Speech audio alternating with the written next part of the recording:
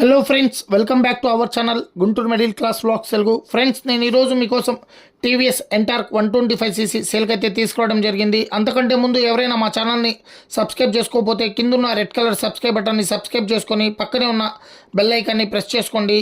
Friends, వీడియోలోకి వచ్చేద్దాం. ఇప్పుడు మన ముందున్న వెహికల్ టీవీఎస్ ఎంటార్క్ 125cc.